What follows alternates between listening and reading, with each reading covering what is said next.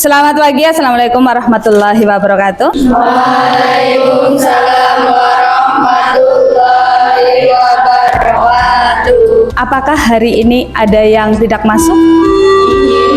Nihil? Masuk semuanya? Masuk. Alhamdulillah sehat semuanya, nggih? Ya. Bagaimana kabar kalian hari ini? Alhamdulillah sehat. Sehat? Sehat. Gimana perasaan hari ini? Apakah kalian sedang gembira? Ada yang lagi sedih? Adakah yang lagi sedih? Tidak. Tidak. Sebelum mulai pembelajaran, coba lihat sekeliling kalian. Apakah ruangan sudah bersih dan rapi? Apakah sudah kondusif untuk belajar? Coba dilihat lacinya. Sudah? Bersih semuanya? Ya. Berarti sudah siap untuk belajar ya ruangannya ya? Oke. Nah, hari ini nanti kita akan belajar menghitung biaya produksi menggunakan metode harga pokok pesanan ya. Ada penekanannya yaitu kata pesanan dan biaya produksi. Nah, dari pembelajaran kita hari ini nanti diharapkan kalian itu nanti bisa menjelaskan perbedaan metode harga pokok pesanan dengan metode harga pokok proses. Terus mampu menjelaskan biaya-biaya yang timbul pada proses produksi untuk perusahaan manufaktur. Jadi nanti kita belajar untuk perusahaan-perusahaan yang menggunakan metode harga pokok pesanan, itu nanti biaya produksinya yang timbul apa saja, terus kita bisa mencatatnya. Walaupun bekerja secara kelompok, tapi masing-masing anak punya tanggung jawab belajar secara mandiri. Kita buat kesepakatan belajar dulu, menggunakan HP hanya untuk kepentingan pembelajaran. Kita mulai belajar tadi apa ya? Metode harga pokok pesanan. Sebutkan usaha yang ada di sekitarmu yang produknya dibuat atau diproduksi secara pesanan. Perusahaan apa? Mebel. Furniture, mebel, ya. Apakah barang sejenis? Barang sejenis itu misalnya undangan, ya, terus meja, sama-sama meja sejenis ya. Yang dipesan secara custom dapat dihargai sama? Tidak. Tidak. Kalau beda-beda ya otomatis beda. Tidak. Berarti nanti pengumpulan biaya produksinya untuk pesanan yang satu dengan pesanan yang lain tidak bisa digabung. Kayak gitu ya, harus dipisah. Kayak gitu nggih? Lanjut. Terus, karakteristik metode harga pokok pesanan itu yang seperti apa? Kayak gitu ya.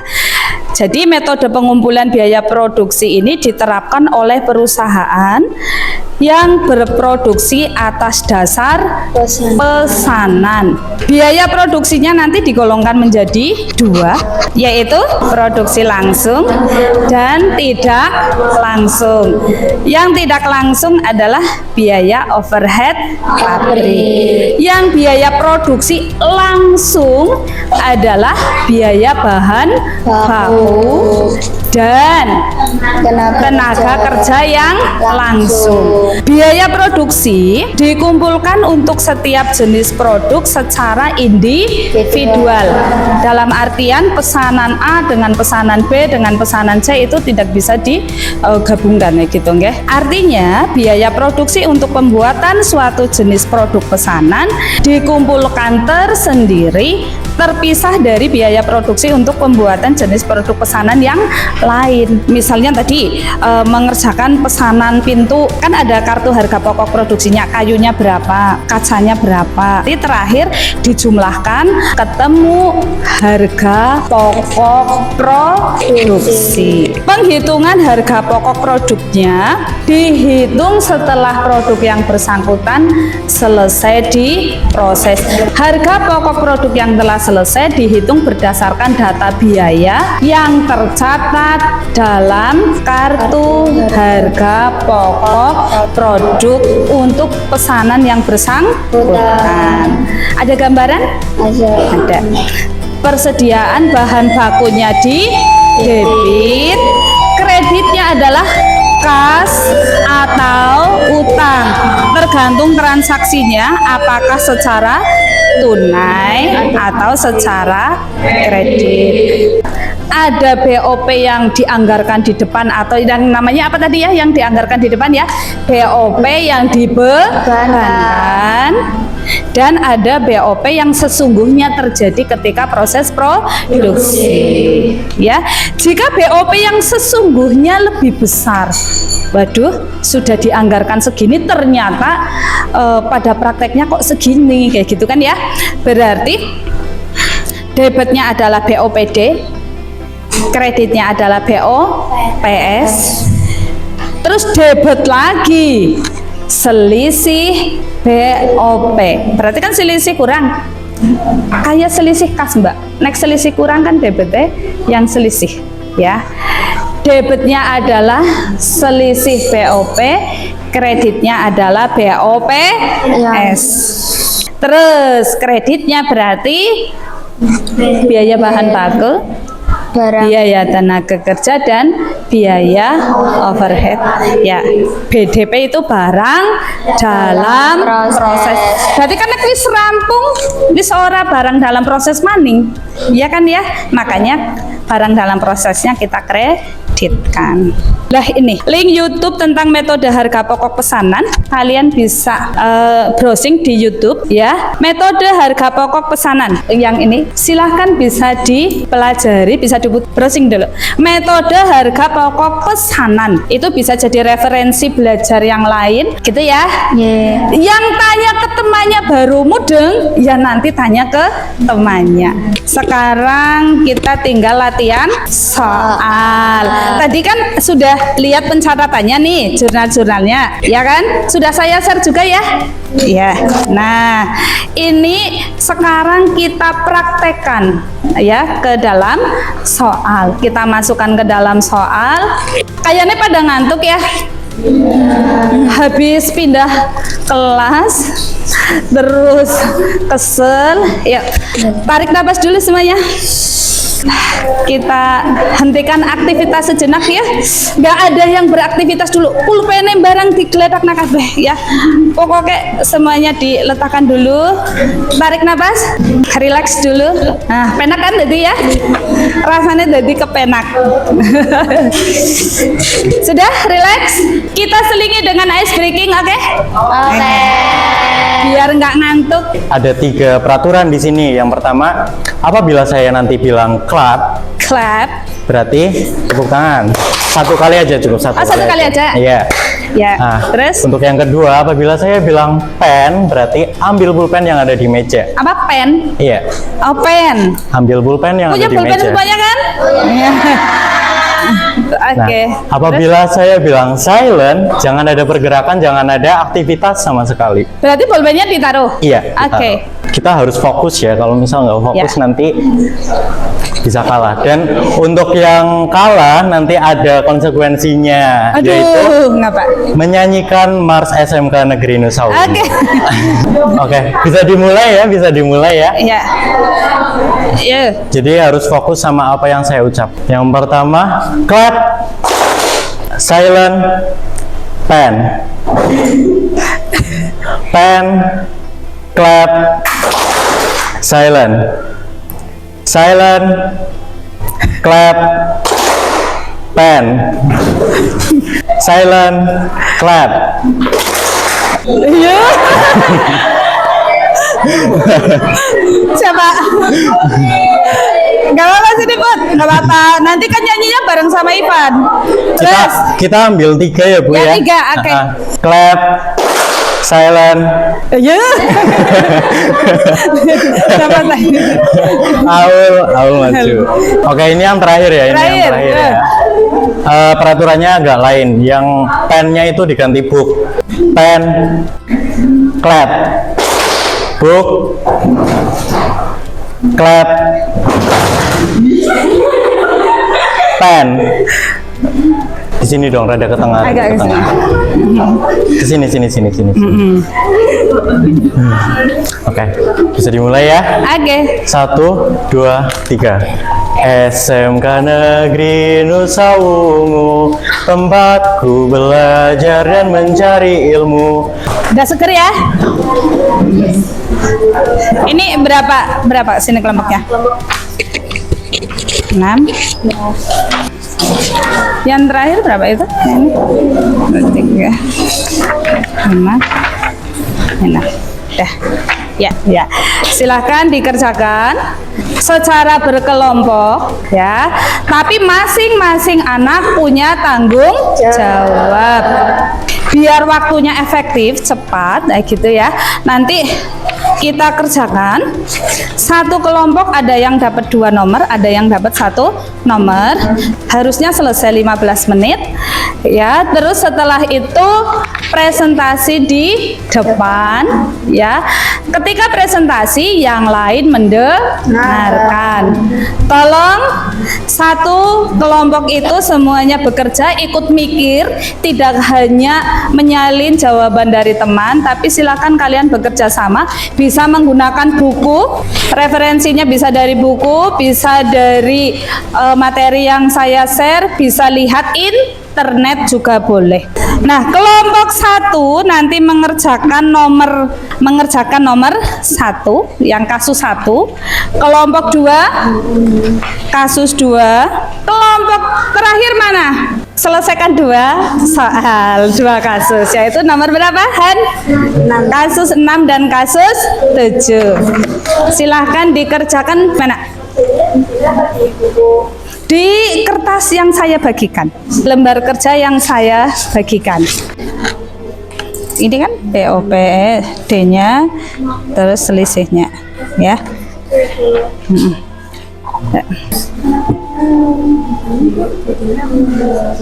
Nah, depresiasi peralatan kayak gitu ya. Di sini berarti akumulasi peralatan, ya. Sudah belum? Nah, ini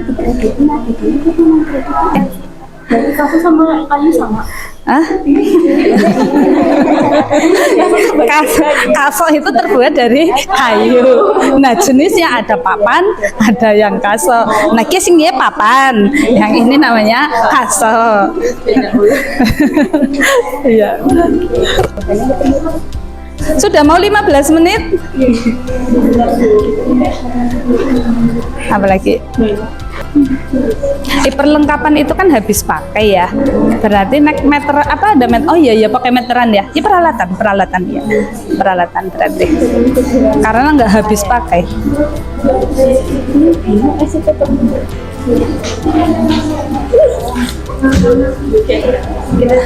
Sudah apa belum ya? Ada yang sudah? Perbedaannya kan ada. Ya, kalau perlengkapan juga maksudnya apa ya?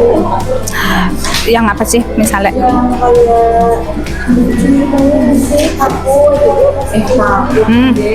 Ya enggak masuk ke itu kan. Kalau sudah walaupun dipakai berkali-kali kan dia nanti bisa dipakai lagi ya. Nggak usah dimasukkan, dia kan nggak ikut dihitung kayak paribasannya gitu. Iya, masukkan ke apa? Beda itu barang dalam proses, saya gitu ya. Kita ya sudah. Belum. Terus ini kelompok ini ya. Ayo, sebentar lagi selesai ya. Dah, turning off biar nggak mengganggu.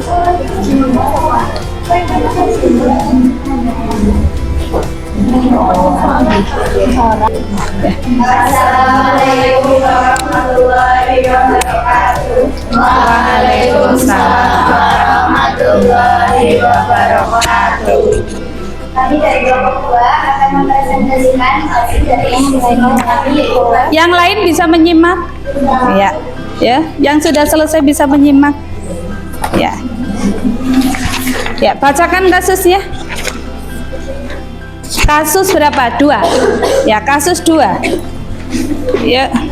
Yang lain bisa menyimak.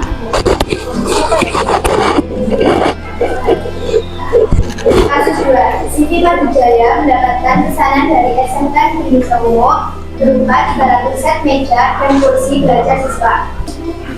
Yang bahan baku dulu siapa? Bahan baku ini dibeli untuk penyelesaian dari berikut. Bahan baku terdiri atas papan kayu sebanyak 550 lembar, misalnya 40.000 sama dengan 20 juta. Kasok kayu sebanyak 650 batang, kali 50.000, jadi 31 juta. Betul hitungannya ya, 30 berapa? 31 juta?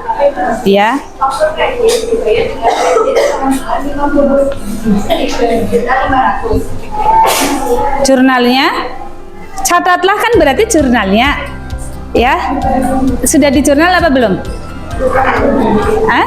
Ini soalnya catatan kemudian. Nah, kalau mendengar kata catat berarti yang dibutuhkan adalah jurnalnya. Sudah belum? Sudah ya, silakan. Jurnalnya bagaimana ya, debitnya? Ya, ada di sana, ambil silakan. Catat. Kalau mendengar kata catat di akuntansi berarti suruh apa ya? Menjurnal. Kalau mendengar kata akun berarti adalah buku besar. Iya. Jurnalnya berarti bagaimana?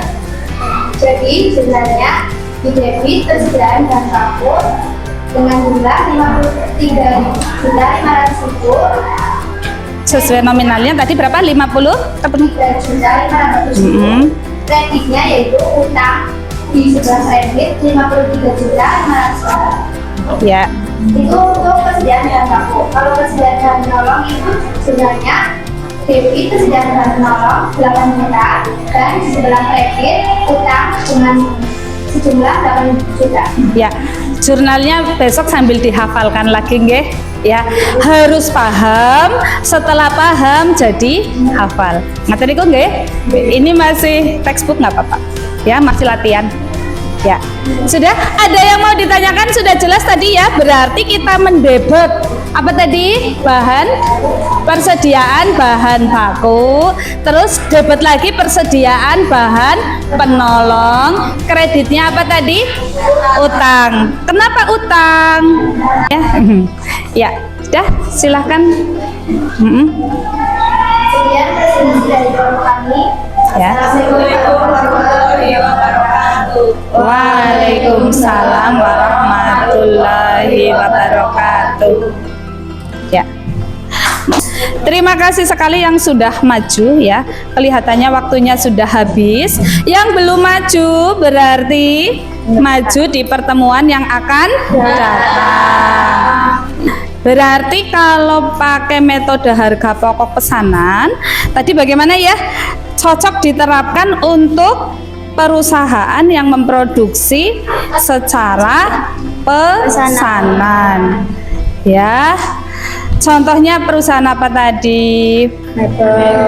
Terus aluminium ya. Terus apa lagi? Percetakan. Gitu ya.